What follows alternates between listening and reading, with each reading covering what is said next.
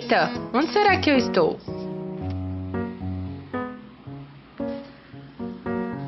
Olá, Oi, quem é você?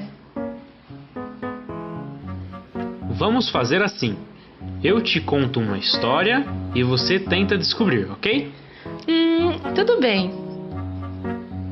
A tabela periódica que utilizamos hoje no mundo inteiro segue padrões estabelecidos pela IUPAC, mas a elaboração da mesma envolveu o trabalho de várias pessoas ao longo dos anos.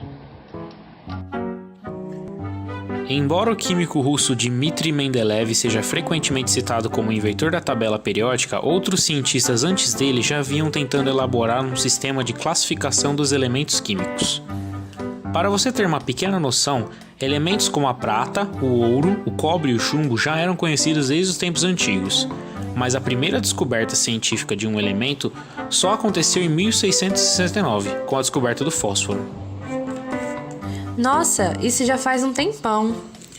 Muitos outros elementos químicos foram descobertos depois disso. Entendi. Por isso a necessidade de organizar os elementos em uma tabela. Exatamente. Quando você pensa na enorme variedade de compostos químicos que constituem o nosso mundo, consegue estimar que a quantidade de substâncias que para isso se combinam também não é nada pequena. Hoje sabemos que os grupos de elementos possuem semelhanças entre si. A organização da tabela periódica foi se modificando à medida que novos conhecimentos sobre suas propriedades surgiram. Então vamos lá entender as formas de organização dos elementos químicos propostas ao longo do tempo. A primeira tentativa de organização foi feita no início do século XIX pelo químico e físico inglês John Dalton. Nessa época, os valores aproximados das massas atômicas de alguns elementos já tinham sido estabelecidos. Dalton listou os elementos conhecidos em ordem crescente de massas atômicas, descrevendo as propriedades de cada um e os compostos formados por eles. Entretanto, essa classificação não fazia sentido, já que deixava afastados entre si elementos com propriedades muito semelhantes.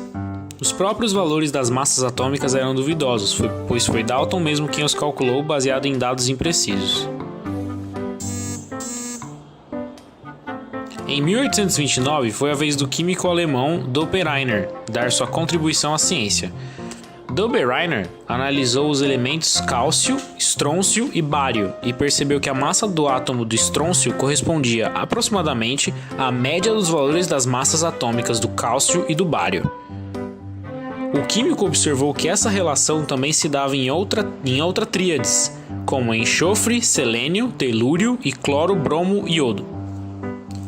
Mais tarde, em 1862, o geólogo francês Alexandre Champcourtois propôs um modelo que ficou conhecido como parafuso telúrico. Em uma espiral desenhada na face externa de um cilindro, ele organizou os elementos químicos em ordem crescente de massas atômicas. Esse modelo relacionava as propriedades dos elementos químicos às posições que eles ocupavam na sequência. O problema era que haviam elementos que, apesar de estarem em posição correta na ordem crescente, apresentavam propriedades diferentes dos demais elementos situados na mesma faixa, o que invalidava o padrão. Uma outra ideia foi a do químico inglês John Alexander Newlands, que se inspirou na música. Em 1864, Newlands elaborou uma periodicidade semelhante a essa para ser aplicada aos elementos químicos. Ele enfileirou os elementos conhecidos na época em linhas horizontais, 7 em cada linha, e ordem crescente de massas atômicas. As linhas eram posicionadas umas sobre as outras, por isso a proposta de Newlands recebeu o nome de Lei das Oitavas. Entretanto, o modelo só se mostrava coerente até chegar ao cálcio e não valia para os elementos que vinham depois dele, conforme a ordem crescente. Dmitry Ivanovich Mendeleev foi um químico russo que ficou conhecido como o pai da tabela periódica. Mendeleev percebeu que quando os elementos são listados em ordem crescente de massas atômicas, as propriedades químicas apresentadas por eles se repetem periodicamente. Por esta razão, ele chamou o modelo de tabela periódica dos elementos. O ano era 1869. A princípio, a tabela listava os elementos verticalmente em ordem crescente de massas atômicas, e na horizontal os agrupava segundo as suas propriedades químicas. A tabela periódica, de certa forma, incorporava os modelos anteriores propostos por Dobereiner, Champ-Courtois e Newlands, mesmo que a validade desses padrões só fosse verificada em determinados trechos da tabela. Além disso, nela se encaixavam todos os elementos conhecidos na época. Mas Mendeleev ainda percebia incoerências em seu modelo. Uma delas eram os elementos que, embora estivessem no mesmo grupo que outros elementos de propriedades semelhantes, tinham massa atômica que não se encaixavam na ordem crescente. Outra aparente falha na tabela periódica era a inexistência de elementos que apresentassem determinados valores de massas atômicas necessários à continuidade da sequência crescente. Alguns anos antes de Mendeleev, houve outro cientista que elaborou um modelo bastante parecido. Em 1864, o químico alemão Julius Lothar Meyer estudou a relação entre as massas e os volumes atômicos dos elementos e construiu um gráfico baseado nessas duas grandezas. A linha de investigação seguida por ele era bem próxima de Mendeleev e os resultados obtidos pelos dois foram bastante parecidos. No início do século XX, por volta de 1913, o físico inglês Henry Gwyn Jeffreys Moseley examinou os espectros dos raios-x característicos de cerca de 40 elementos. Neste estudo, descobriu que todos os átomos de um mesmo elemento químico tinham carga nuclear idêntica, o que indicava que possuíam o mesmo número de prótons em seus núcleos. A aplicação desse padrão corrigiu as falhas existentes nas tabelas de Mendeleev e de Meyer. As poucas lacunas que ainda persistiram na tabela foram preenchidas mais tarde por alguns elementos descobertos e outros sintetizados em laboratório. Assim, chegou-se a uma versão da tabela periódica muito parecida com a que temos atualmente. A última grande alteração aplicada à tabela periódica foi resultado do trabalho de Glenn Theodore Seaborg. Dentro do projeto Manhattan, que trabalhava para desenvolver a bomba atômica, Seaborg foi chefe da divisão que lidava com os elementos transurânicos, ou seja, os elementos com número atômico superior a 92, que é o número atômico do urânio.